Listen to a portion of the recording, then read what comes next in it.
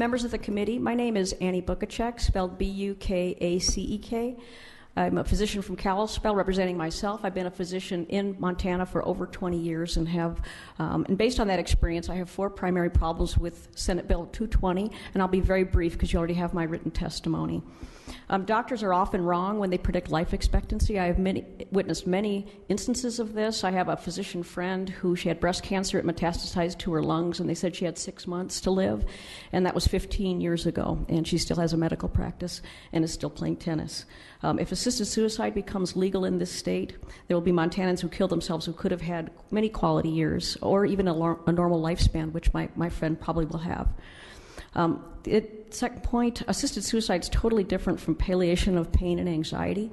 We heard a lot of heartfelt, tragic stories today, and those stories about pain and anxiety at the end of death were caused by inadequate palliation of pain and anxiety, such as inadequate morphine. And that's an indicator of bad medical care, not for the need for patients to be able to kill themselves. My point number 3, proponents of Senate Bill 220 talked a lot about refusal of treatment, like going off dialysis. That's perfectly legal, and that's not the same. Refusing treatment is not the same as killing yourself. People are allowed to refuse dialysis. I suppose there could be a doctor that says you must have that treatment. I've never heard of such a thing. So that includes, refusing resuscitation, going off dialysis. Those things are perfectly legal and acceptable. People killing themselves is not.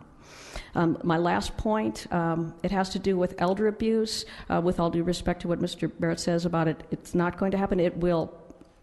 Elder abuse will proliferate if Senate Bill 220 becomes law. Over my 20-plus years as a physician in Montana, I've been witness to countless examples of greed in the battle for my patients' inheritance, and I gave you one example in my longer testimony. The same motive of greed could lead to coerced assisted suicide if there was anticipated financial gain, and death could occur quickly before protection could be put in place, as it was put in place for that one patient of mine. Elder abuse and assisted suicide are already huge problems in Montana. Senate Bill 220 is an invitation for both. It provides protection for the physician and the patient heirs at the peril of the patient. I urge you to oppose Senate Bill 220. Thank you very much.